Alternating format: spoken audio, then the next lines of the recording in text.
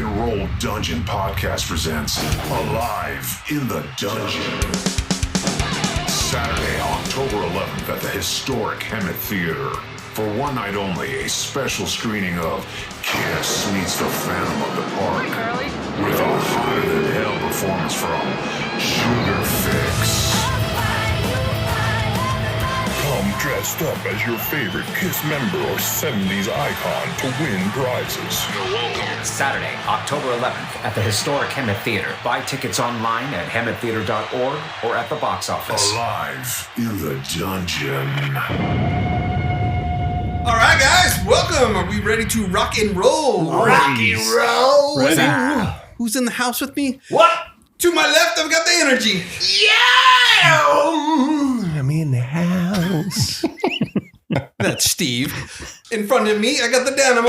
Yeah! What's up, Daniel? What's up? To my right, I got C-Blime. Hello. How's it going, Rusty? I'm doing well. And me, Rusty Bones. Rusty Bones. Rusty Bones. Late in the episodes now, and we forget to tell people what the podcast is about. This podcast really is about what rock and roll means to each and every one of us and takes us down that road of nostalgia. Yes, definitely nostalgia. And it also takes those rabbit trails of the newness of what metal and rock and roll is doing today. Like the subjects we talk about, which includes going back to our roots. Going back to our 80s roots, 70s, 80s, where rock and roll was rock and roll, man. Yep. We're here to wave the flag, to keep the rock and roll alive, keep the metal going. Just talk about our opinions. Mine is the only one that matters. Well, yeah, because we've had three wrong opinions for all this time, and Correct. Rusty's is the right opinion. Now, see, if I agreed with you, We'd all be wrong. Exactly. Classic Rusty. And that would be the That's end. right. One of the things I like is learning new things. I mean, I learn something new every show, I feel like, and it gives me a laundry list of stuff to go listen to and enjoy for the first time. It's true. So, And the new stuff that you are exposing me to is a beautiful thing. I love getting all the new recommendations, the new metal bands, things that I haven't been exposed to, because you guys know that I like to live in the past. all right, so let's get the show started. Yeah! No, let's not. Let's first do our traditional little taste of whiskey. right. Today we've got a special one. Oh, We're doing something from the UK, and we're All going to right. be doing Bushmills. It's Okay. a single malt Irish whiskey. It's the closest I could Nice. get to the UK. We'll be talking about that That's a little pretty bit close. later on, It's but very it's close. Smack in seeing it. how it's part of it. So yes, this one is aged at 10 years, matured in 2 woods. So what do we got here? This one is going to be matured in bourbon Oloroso sherry cask for a minimum of 10 years, giving this whiskey a smooth honey flavored with hints of ripe fruit. ooh, So you we always got- like wrap fruit. We got an 80% product of Ireland. Ah, So cheers, so fellas. nice. cheers. Yeah!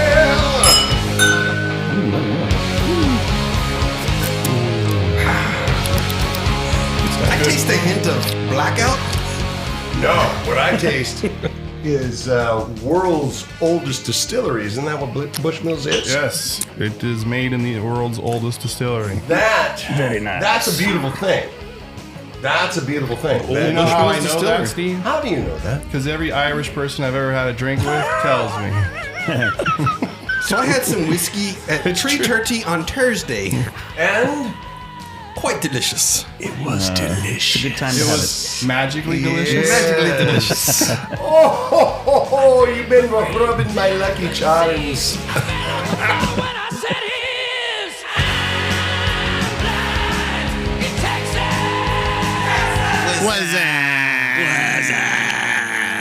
What's up? All right, what's up, guys? What's What is up? happening? How's it going? What you guys listening to lately? I've actually been spinning a little Pink Floyd lately. Have you? And I've been trying to go to the tracks that have been, well, they're all old, but the newer tracks. The later releases the of later Floyd. releases of Floyd, Momentary Lapse of Reason stuff. That's where I've been spending a little bit of time and just listening to the genius of Dave Gilmour It's like a warm blanket. Speaking of Pink Floyd, I have a friend that just went to a Pink Floyd. Wait, whoa. You got tribute. friends? Let's back up. I think he's my friend. Okay. All right. Maybe he doesn't think he's my friend. He's never heard him say it. But Okay. We don't know if it's reciprocal. We don't know. That's But fine. you As know long as what? I feel good. You know what, I'm good. Daniel? I'm your friend. Thanks, That's man. what matters. I'm your friend, too. I am All your right. friend. Thank you. You know what? You got a friend in me. You got a friend in me. If you add them all up, that now makes one. Whatever. But I am the one you love. The only one. Come on, baby, show your love. Gotta Yeah. give it to me. He went and saw a Floyd tribute band in L.A. Yeah. And what he told me was, he said the venue was like 6,000 people for this tribute band. What? He said it was absolutely incredible. Oh, it's Was it like the Australian I don't know. Pink Floyd? He said there's several of them that are very, very good. He didn't Yeah. say which particular one, but, and I thought, I'm like, really, for a tribute band? But at the same time, I'm like, well, you can't really see them like you would have seen them Right. in the past. Right. So I could see a lot of people wanting to go see that. Yeah, there was So- one tease. There was one tease 2 or 3 years ago that Roger Waters and Dave Gilmour were getting close to hugging and saying, "We're old and let's do this one more time." Yeah. And I said, "Yeah, I would almost take out another mortgage on the house to see that one." But Right. I know it's been a few weeks, but I mean, I'm still stuck on all the videos that he keeps popping up still more and more from the Black Sabbath Ozzy thing. Oh yeah, Mhm. nice. Yeah, I got a. I like soundtracks. I've always liked the Interstellar soundtrack to that movie, Interstellar. It's Yes. Hans Zimmer. I bought it, got it, put it on my record player. Got to a point on side one where it just kept skipping. I'm like, what is wrong with this thing? And that's how rap music started. Exactly. So I returned it, put it back on the record player, same thing. And I'm like, maybe it's the record player. So I took it downstairs to the good, I consider better record player. Sure enough, it played all the way through. So I don't know if there's something to that with audiophile records that maybe they have smaller grooves. I'm not sure, but like for whatever reason, it plays on the one downstairs, which I think is a higher quality record player. So you didn't tape a penny to Yeah, the top they of put the a penny yeah, on you top. gotta. yeah. Yes. Is that, Yeah. No, That's that's what they really a used to do, thing. yeah. really? Yeah, so it's Keeps just it the create- needle harder on the vinyl. Exactly. Ah, so it like creates more weight, so Yeah. it sticks in the Yes. grooves. Ah, Like Scotch see. tape. Told you I learned something every time on this podcast. Oh yeah. Might be useless information, but you've got No, that ain't something. useless. That's going to take the skip It's out. gonna be useful. You'll have a It is. pop. That's There'll good. be- He's gonna put it to use there was right a away. pop when, Right. you, Yeah. when It you works. ran it through on the downstairs That's record legit. player. There's still going to be a pop, but you'll run it through with a little more weight on the stylus. That's awesome. That's good news. Yep. Rusty, you got a surprise review. I've got a surprise, but it's actually not a surprise. We're going to a previous episode where Chad did the Triumph album, if you guys remember, and we had to guess who the lead vocalist was off of each track. Anyway, we're going to go to the Scorpions. It's a 2023 album. It's a tribute album. It has 12 songs on it. This will be done with clues, with the guitars, the bass, the drums to figure out who the actual vocalist is. All right. Lead guitarist on most of it is George Lynch. Bass guitar, Chuck Gary. Rhythm guitar, John Morris. Drums, Steve Riley. Additional Riley. guitars. What year did this come out? 2022. I'm sorry, 2022. Has anyone heard this album from the Scorpions? I've not heard the album. I've not All even right. heard about it. Okay. I don't remember this. We're going to go track by track, and you guys are going to guess who the lead vocalist is. I'm going to give you a hint. Maybe you don't have a guess yet because the clue's not good enough. I'm going to go to the next one and then the next one. Chad, are you ready? I'm ready. We are on track 1 of Scorpions Tribute. Okay. The first song is Here I Am, Rocks You Like a Hurricane. The vocalist's first album was 1985, named Take What You Want. Take what you want. Take What You Want. I do not know that. Okay. He has been a guest vocalist and a session vocalist, including Slash's Snake Pit, Fergie Fredrickson, and Don Dokken. Miles Kennedy? Good guess, but That no. was where I was going to guess. Well, I was Miles obviously sings a lot with Slash. He's Right. basically the singer now, but on the first couple albums, he was like Santana. He had all different singers. Okay, so as you know, the third one's going to be the easier one. So hopefully, I don't with know. this Haven't heard clue, it yet. we'll give you the answer. hopefully. Okay. All right. So after playing in this band for 20 years, he will be leaving this popular band. It's Kelly.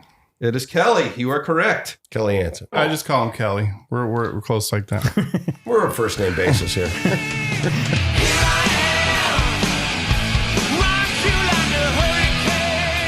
This is a ballad song, Still Loving You. It's Scorpions. Remember, we're on the whole Scorpions thing.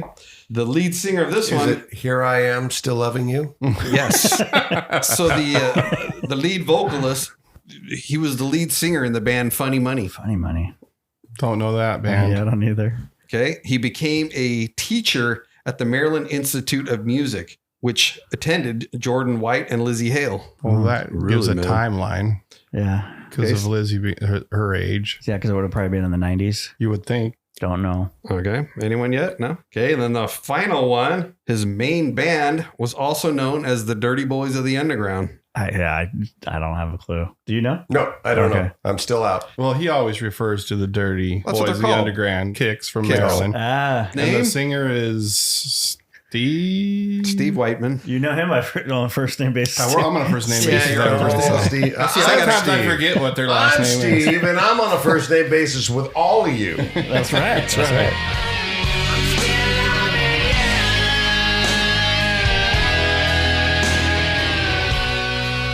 All right, track number 3. Track 3. Now coming to the plate, batting for the Los Angeles Dodgers. Manny Moto. Track 3, Falling in Love. First album released in 1988, self-titled. Kip Winger. No. He played guitar for the unsigned band Rat, the band Hawk, and Motown recording artist Cagney and the Dirty Rats. He also auditioned for Ozzy Osbourne after the death of Randy Rhoads. Or audition for Rat? He played guitar for the unsigned Rat before they. Oh, for Mickey Rat? I'm going to go with Brad Gillis. No, but that's a good guess. But Brad did play there too, but no. The radio hits for this band includes Hard as a Rock, Smooth Up In Ya, St. Christopher. Yeah. Oh, he knows it's the Bullet Boys, dude. I don't know his name. We're just going to go with that because it's going to get too hard if I go through these names. I don't know the dude's name, but it's the Bullet Boys. We'll give it to you. You got the Bullet Boys. Mark Torian is the... Mark Torian, okay. Yes, yeah. Track number 4, Big City Nights. Okay. This vocalist passed away November 25th, 2007. 2007. Not sure yet. On the tribute album, Appetite for Reconstruction, released in 1999, he sang the song Welcome to the Jungle. No idea. I don't know that record. Okay. That's a tribute record for Guns N' Roses? Yes. The band he fronted has 2 platinum albums. They are known for covering 2 Slade songs that became monster hits. Kevin DeBro. Kevin, he got the last name. No! Big city nights. Animal. Track 5. Blackout. 1991 debut album on Atlantic. What Comes Around Goes Around. Don't know. In 2001, they released the song American Hairband, a parody of Kid Rock's American Badass, mixed in with the music of Metallica's Sad But True. Oh, you've played this song. Yes, I have. Dang it. I cannot think of it, dude. So it's Steve Rochelle of Tough. Tough. Yeah. Tough, Tuff. That song is cool, by the way. It is. It's a good song. Yeah. No One Like You, track number 6. This guy has sung for LA Guns, Rat, Adler's Appetite, and Quiet Riot. Yeah, right off the top of my head, I don't know. Hint 2. On February 24th, 2007, his band performed their classic album, Blackout in the Red Room, in its entirety at Club Vodka in Hollywood. Why do you think they call it dope? That's one of the songs. Wasted in America? No idea who You you're guys are talking killing about. me. Jizzy Pearl. Heard of Jizzy Pearl, haven't you? I've heard of them, yes, but I do not know their music. Okay. Third Wave. Good stuff. It was good. Third wave. This is how deep we went into the third wave. I'm deep on it. I was already out of the ocean. This is my I was stuff. out of the ocean when Rusty the third just wave powered right was through the hitting. third wave, and we kind of gave up a Yeah, little I bit. said, what in the hell did It's you like, do to my music? King I'm out of Alice. here. I never missed a beat. It's You know it's what, back. Rusty? Come on. Cheers. Come on. All right. Here we go. Here we go. The Zoo. All right, now I'm ready. Track 7. I talked about the musicians on this album that worked with or played in a band together. In this case, a guitarist, W.A.S.P, was in the band together with this person. Axl Rose. No. The name of the band that W.A.S.P and the lead singer was the Beautiful Creatures. So who was the lead singer of the Beautiful Creatures? I don't know. He sang on the hit song Attack of Life was one of them. Someone Like You, Dancing on Coals. Don't know any of those songs. Joe Lasty of Bang Tango. Oh yeah, no, I never got into Bang Tango. They're third wave. That's So a you third know what? wave thing. I've never heard Bang Tango, but to me it sounds like the name of a porn movie. Yeah! And the star would be Jizzy Burl. Oh. No. Hey, put a lot of thought into that one. How about Steam Rock Fever? Track This is number 8. Dan's, though, All right? right, yep, this is Okay, Dan's. Okay. His first band was named Girl. I don't know. All right. Next clue. He sang on Def Leppard tribute album Leopard Mania, Bringing on the Heartbreak. Guns N' Roses Appetite for Reconstruction tribute album. He sang My Michelle, also AC/DC tribute album We Salute You, an all-star tribute to AC/DC by singing the song Shot Down in Flames. I gave you 3. Axl Rose. No. Wait, no. You gotta throw somebody out there. This band Thanks, he is Jeff. known for broke up and toured under the same name with 2 different versions. Playing the same name of the band was basically 2 versions that they got caught up in a court battle. Anybody else know? I do not know. LA Guns, Phil Lewis. I wasn't All too right. far off with Axl Rose. All right. No, you weren't.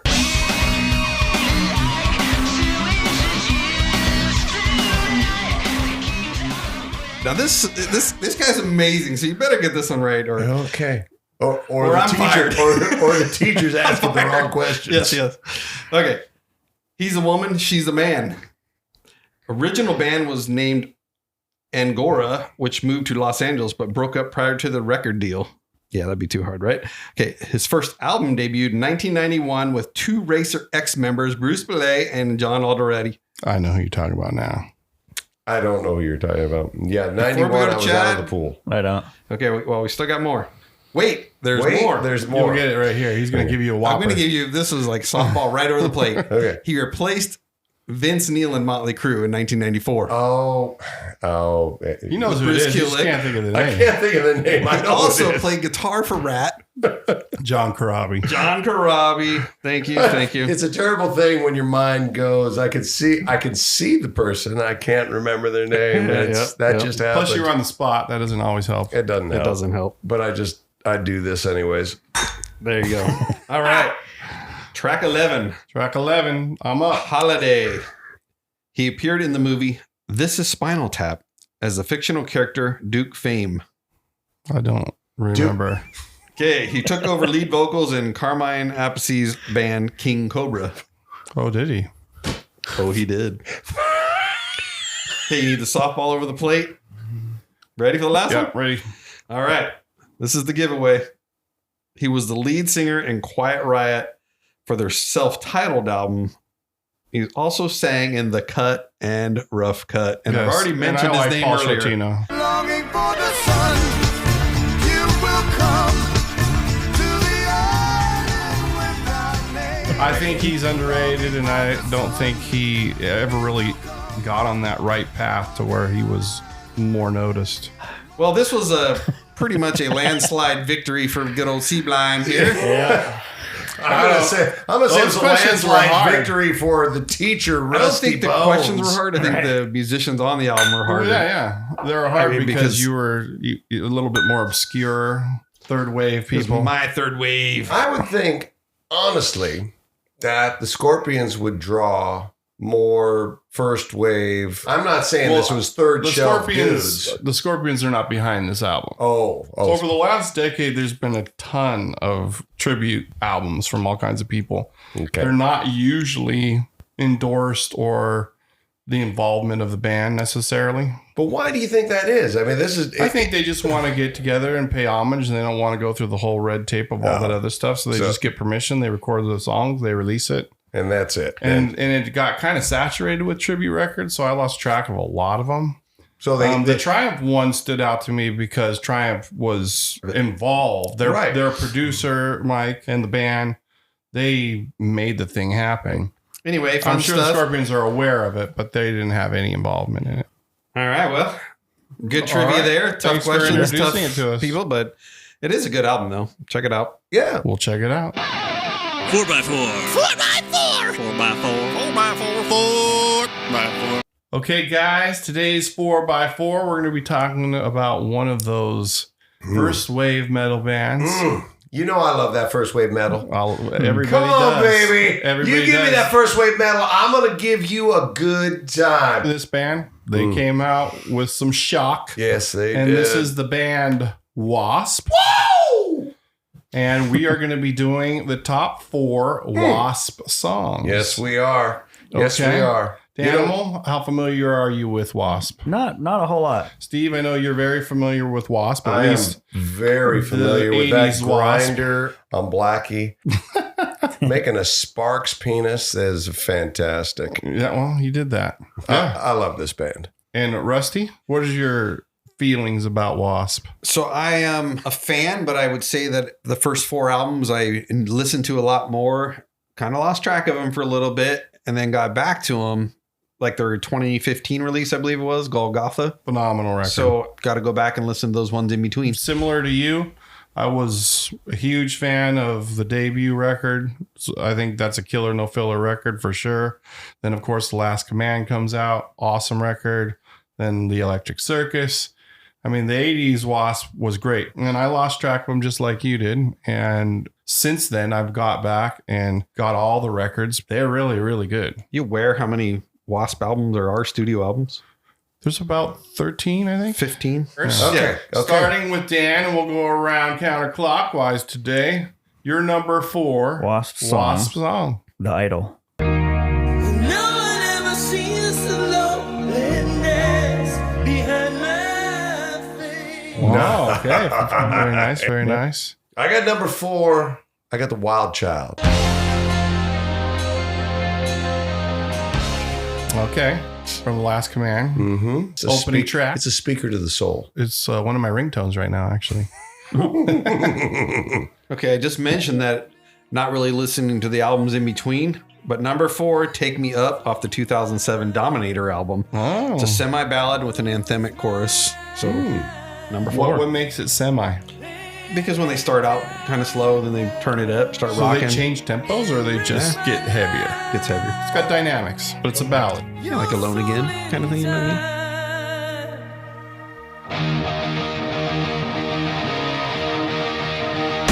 Won't you take me up inside you? Am I more than you can take? Well, my number 4 is also a W.A.S.P. ballad. It's the best W.A.S.P. ballad, actually. It's off their debut record. It is called Sleeping in the Fire.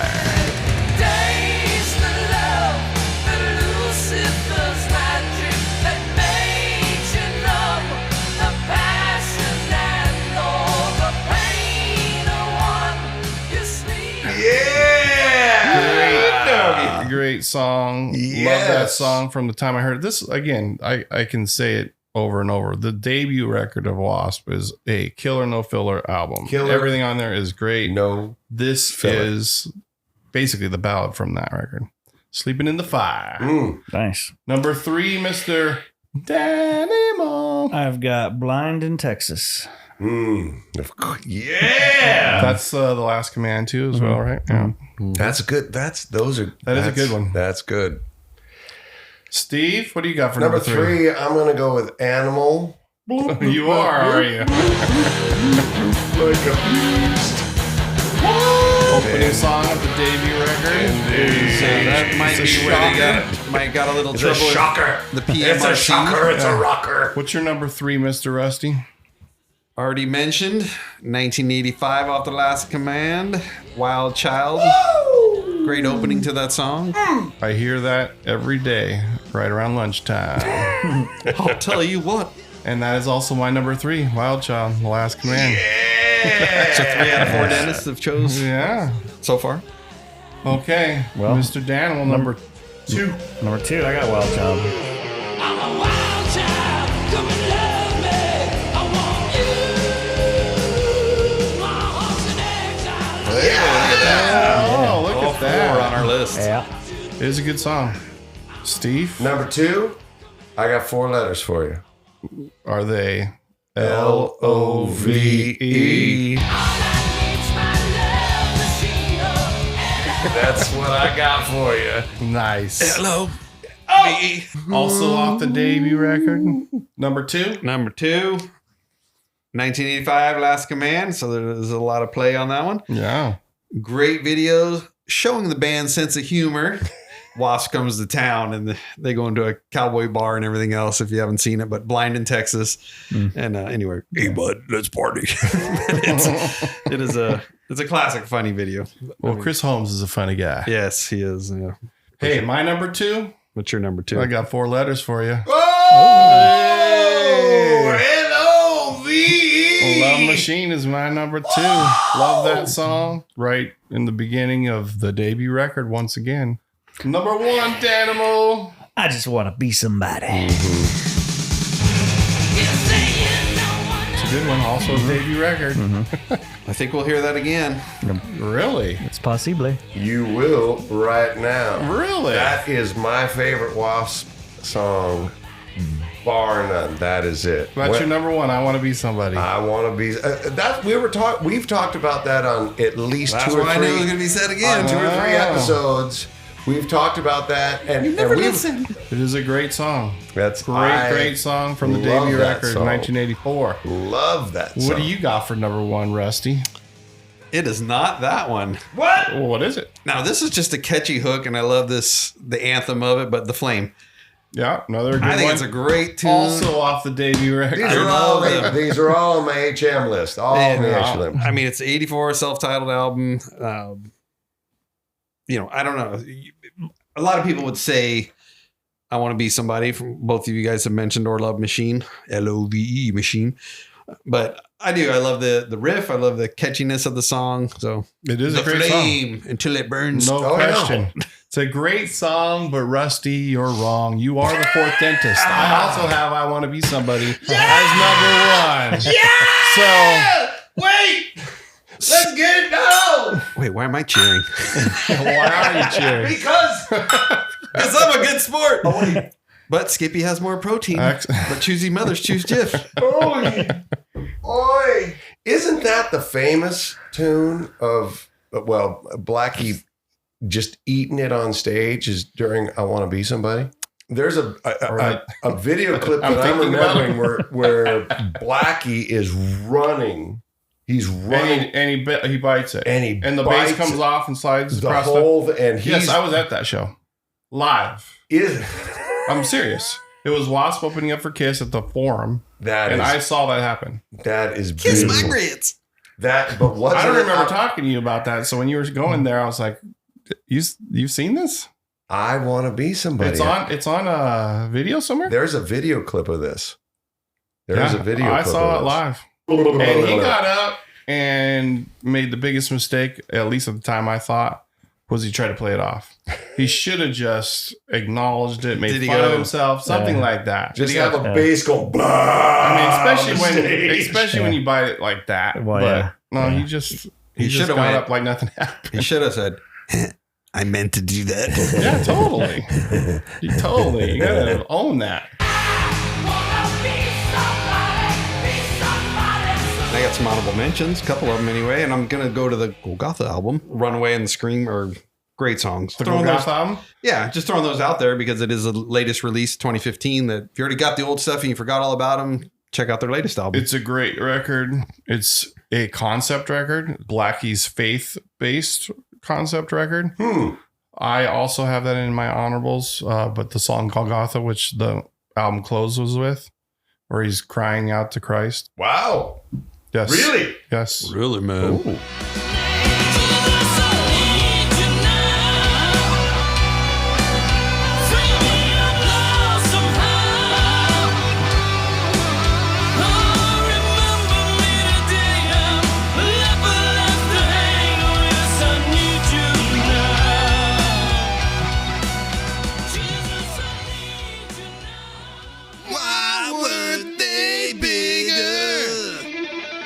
So today, right after that segment, we're going to be talking about a metal band that was formed in 1982. This band was in your face with theatrics and lyrics on the controversial side. They were targeted by the PMRC. I'm talking none other than W.A.S.P.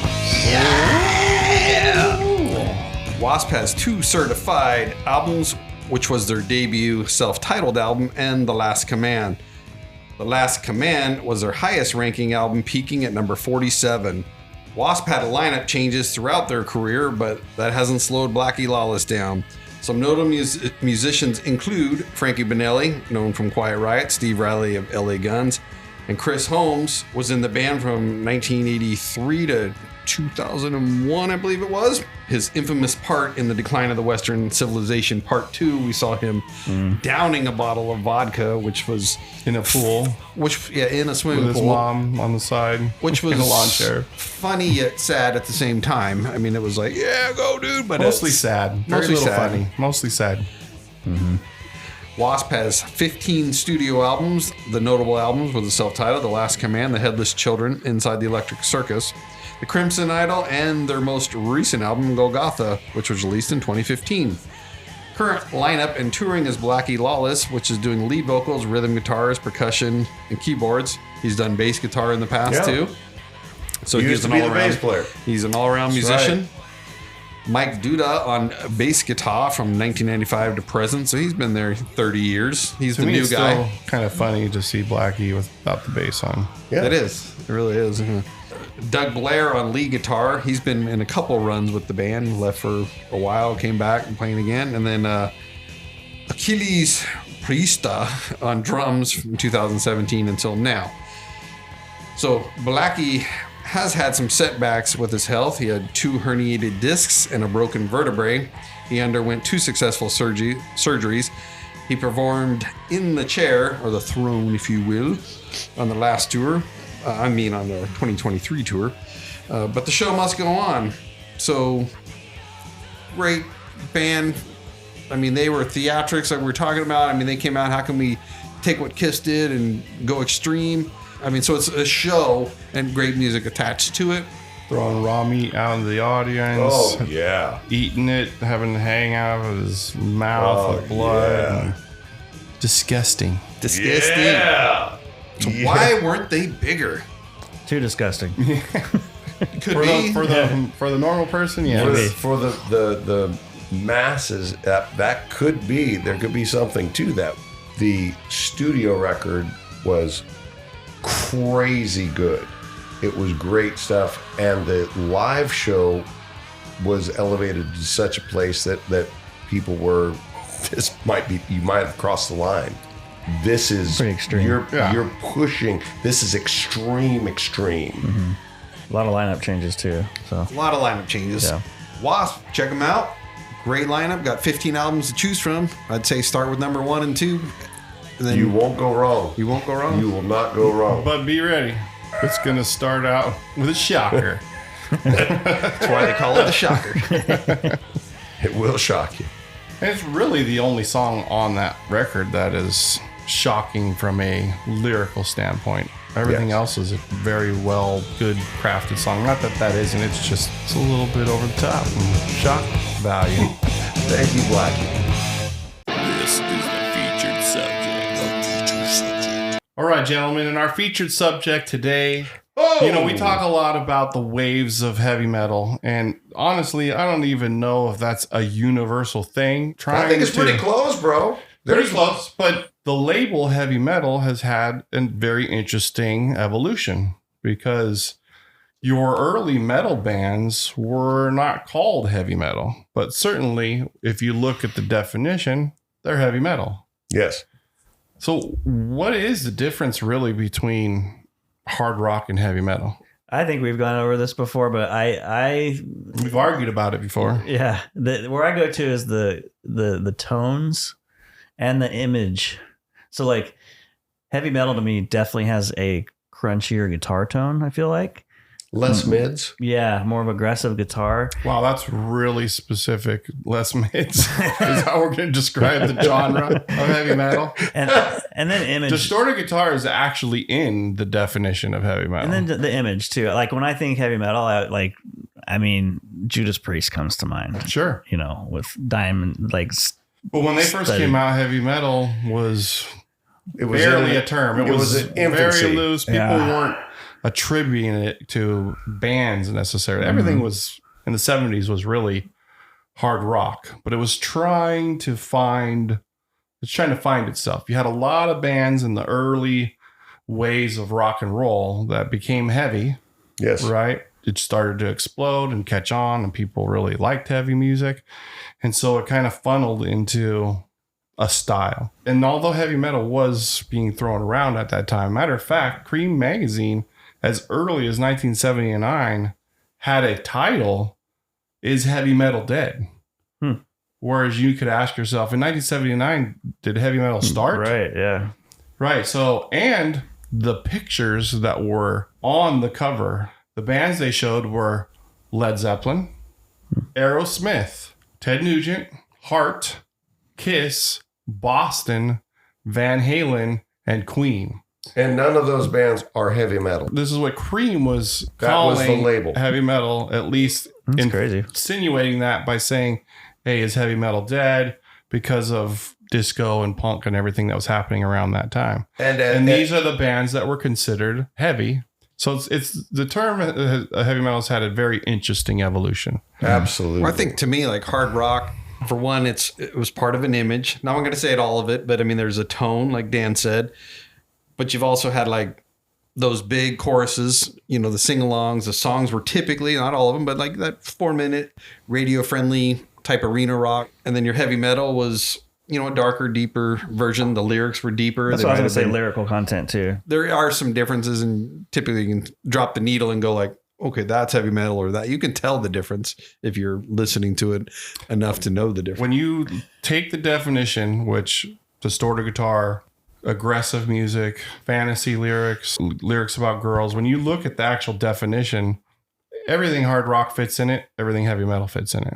I don't really think there's that much difference between the two, except for the time period. Heavy metal wasn't a genre, or many of these bands that we call hard rock would have certainly been considered heavy metal, or after heavy metal became a genre, like a real fledgling genre, which we'll get into, then all the hard rock bands basically just became part of the heavy metal movement. Did you say on the Cream cover was Sabbath on there? No. That's there was kinda no crazy. Sabbath. That's Led kinda- So it was Zeppelin, Aerosmith. wrong, and no Judas Priest. right. No, Led Zeppelin, Aerosmith, Ted Nugent, Heart, Kiss, Boston, Van Halen, and Queen. All of those guys are hard rock, with no exception. But I think it's because of the time period. Well- Not so much because of the sound, because if you look at the definition of the sound, they all fall in it. And obviously somebody thought that at some point. They were but the taking time period, there's no genre heavy metal. It's very loosely being used. Cream was taking popular bands of the time. There was still a European movement, which included Saxon, Hellion, Venom, European metal that was going on in that. Priest is there.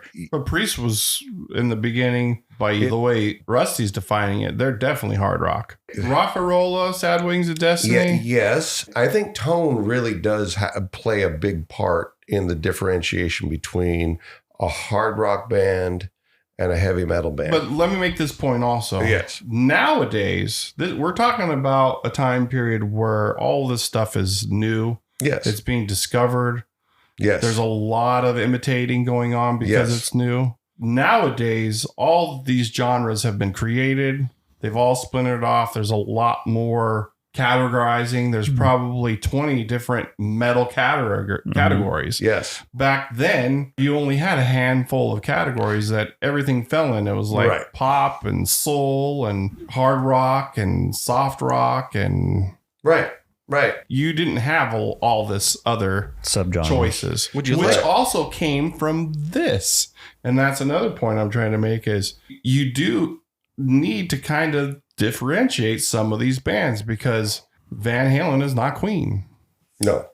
But in the 70s, everything was hard rock. I completely agree with that. The Temptations and Motown are not the Bee Gees, but that was considered soul or disco, Right. that kind of a movement. But under that umbrella, Mm-hmm. Deep Purple, the Sabbath and Deep Purple would have some kind of a rhythmic pulse that was grinding. Not as open, more of a closed So why sound. don't people consider Deep Purple heavy metal? Because they're wrong. I've always been on the soapbox. I consider Deep Purple one of the great foundations of Of hard rock. of heavy metal music. And heavy metal music. Why Absolutely. don't I read the definition on the AI overview? Heavy metal and hard rock. So heavy metal is a subgenre of rock music characterized by its loud, aggressive sound, prominent use of distorted electric guitars, powerful rhythms, and often intense or rebellious lyrical themes. It emerged in the late 60s and 70s with the roots in blues rock and psychedelic rock. That's heavy metal. With no Again, named examples. It's Well, I important can to get point deeper. out that it wasn't called that, although Yeah. you might No, retrospectively assign that. And I'm not saying that that's wrong or not wrong. I'm just giving you the AI overview. Yes. Now we go to hard rock. Thank you, AI. These are very close, but there is a difference. Hard rock is a subgenre of rock music characterized by its loud, powerful sound, heavy use of electric guitars and distortion, and strong driving rhythms.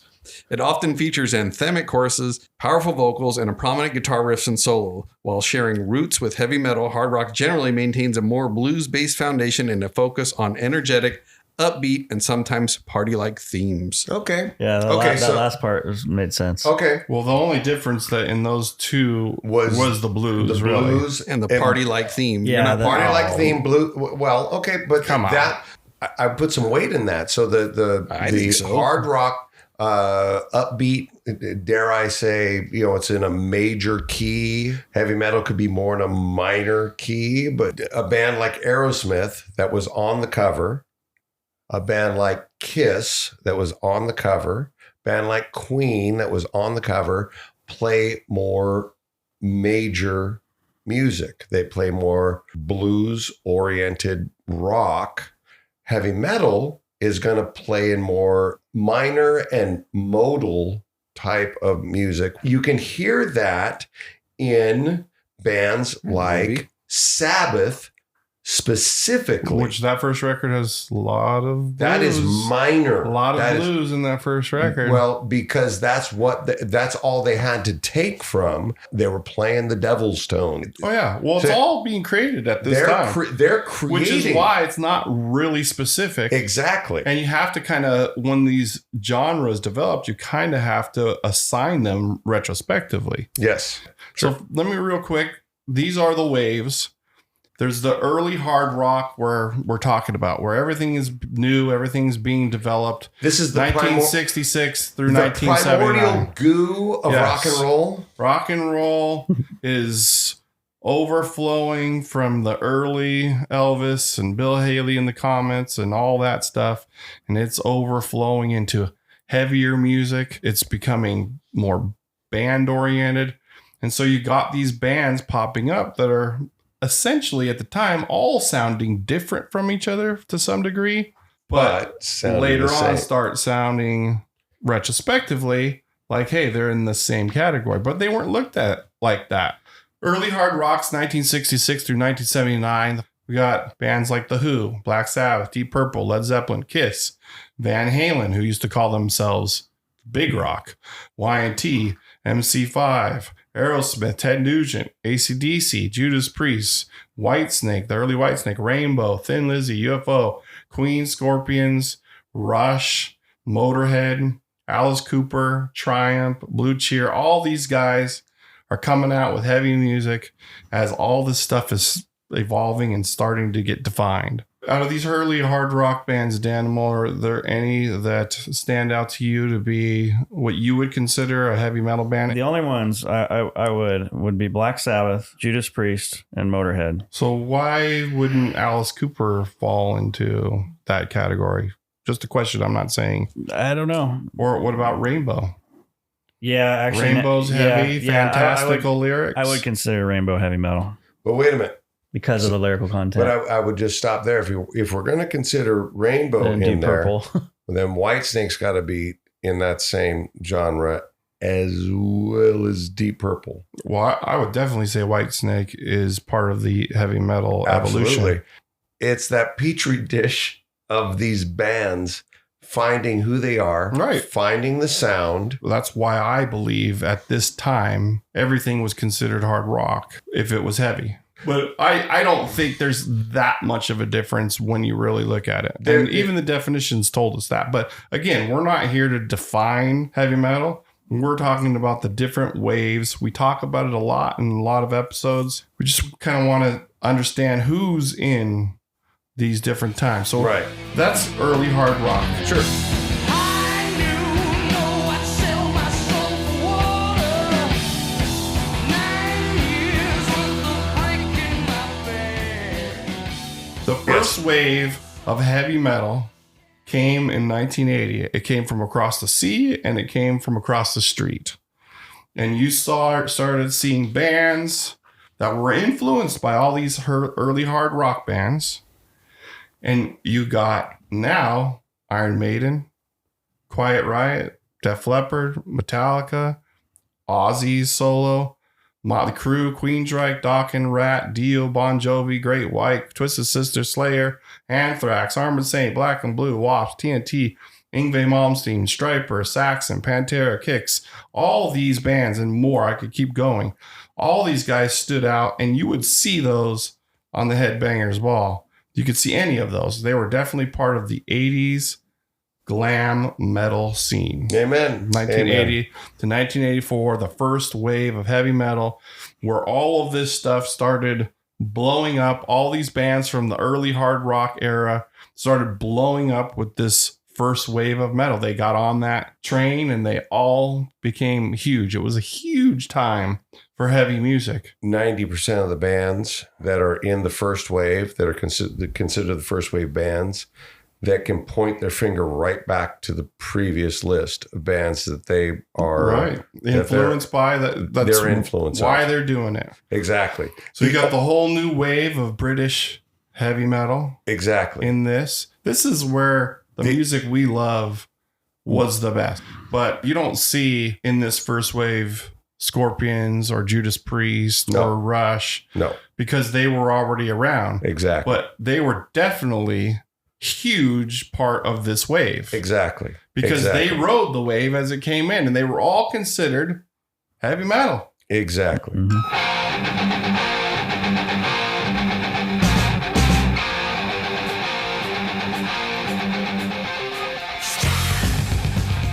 So then you have the second wave, which is 1985 to 1987. And so you start seeing genres be born. You start seeing thrash kind of go down their own path, coming from the first wave, where you have three of the big four in the first wave: Metallica, Anthrax, and Slayer. Now in the second wave in 1985, 1987, you got Megadeth, you got Testament, you got Death, all these heavier bands that are easier to call heavy metal now retrospectively, but at that time they were speed metal and later thrash metal, and they were the heavy of the heavy. But they started taking a different road because people started recognizing, is Metallica and Def Leppard in the same category? You know what I mean? Right. Right. Some of the bands that stand out in the second wave, influenced by the earlier waves, but they have managed to find their own identity and not just be a washout of stuff that's already happened. But it does start getting more washed as we go. In the second wave, you got Guns N' Roses, Cinderella, Poison, Tesla, Faster Pussycat. Then you have bands like White Lion, Leatherwolf, Lion, Europe, Vinnie Vincent Invasion, Hurricane. Bands that are starting to sound a little bit more like stuff we've heard. Not that they weren't good, but it's not new. This is clearly a new wave of this style. The mold has been set, and there is a definite sound and articulation that's going through with the second wave. We also got Despise- Racer X in the second wave, so they're starting to take it But it's- down another path even of more virtuosity coming off the back of Yngwie, who was in the first wave. Exactly. But it runs off that same tail. The early hard rock guys, here's the emulsification. We have no idea what's going on. And these sounds are coming together. Oh, we're getting it together in that first wave. Here are the bands that are going out. And in the second wave, it's here's what the record companies are now going to take. And we've been able to can it, and we can produce it over and over and over again.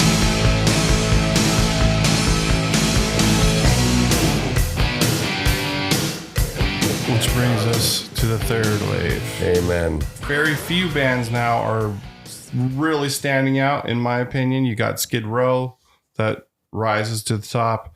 You got Dream Theater, which is coming off the backs of First wave Yngwie, second wave Racer X, and now prog metal is starting to become more defined as well. You've got extreme in the third wave. So you got now funk metal style. Then you have your Warrants, your LA Guns, your Winger, Vixen, Kingdom Come, Slaughter, Mr. Big, Bang Tango, Saigon Kick, Rhino Bucket, Bonham, Firehouse, The Scream, Jackal, Babylon AD, Nitro, Jet Boy, Bullet Boys, a bunch of bands that are basically cookie cutters of what's going on.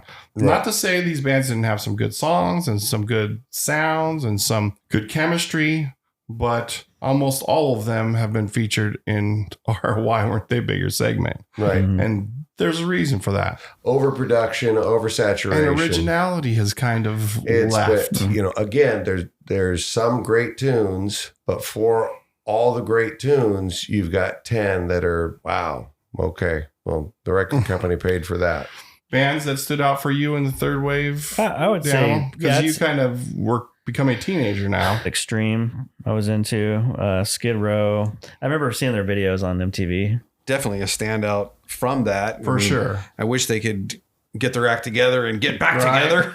To me, they were fans the band of that third wave. They were way above everybody else because they had an authentic aggression to them. They sounded like Skid Row, whereas you could, look at some of these other bands and say they sound like that band. Now Rusty's flown the flag for the third wave in many episodes, even earlier in this episode. So yes.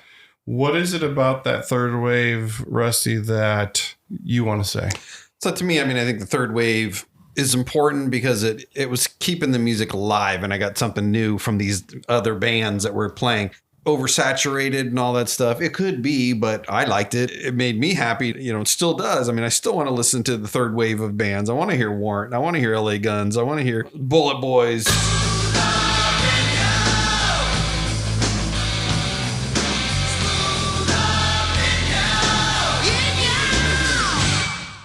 And look at the bands that stayed themselves, the bands that remained original and where they're at. And let's close with that, because as I look at the first wave, which is what we focus on a lot, Iron Maiden still playing all over the world in arenas and stadiums. Quiet Riot still touring. Def Leppard playing huge places.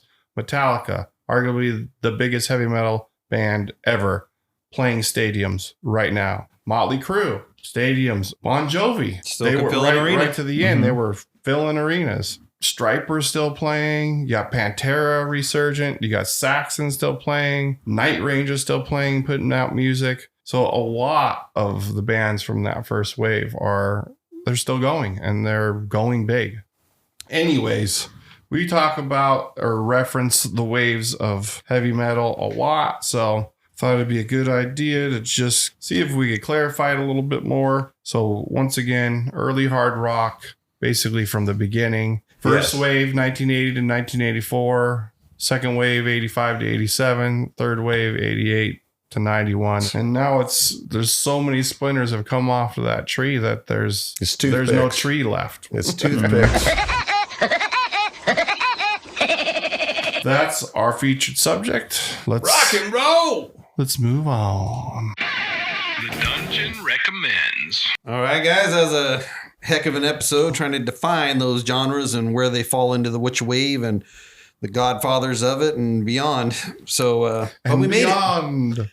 You got anything you want to recommend? Bushmills 10 year. Ooh, doggy. Get yourself some love. I would like to recommend something we talked about earlier and Rusty already recommended, but I want to remind you, W.A.S.P, the Golgotha album that came out in 2015. Check it out. It's worth it. I'm telling you. I revisited a band that I hadn't listened to in a long time called All That Remains. They kind of are a crossover metalcore band. Really good stuff. They are a good band. Fall of Ideals, a great album. So check that out. Cool. Styx has a brand new album out. I just got it. Brand new album, 13 tracks. I got the autograph copy. Circling from Above's the name of it, released on July 18th, 2025. So some love for Styx if you're a Styx fan out there. We'll be reviewing that shortly, I'm sure. Anyway. Yeah! Look forward to seeing you next time. Later. Rock and roll! Thank you for listening to the Rock and Roll Dungeon. Until next time. You're in the dungeon, man.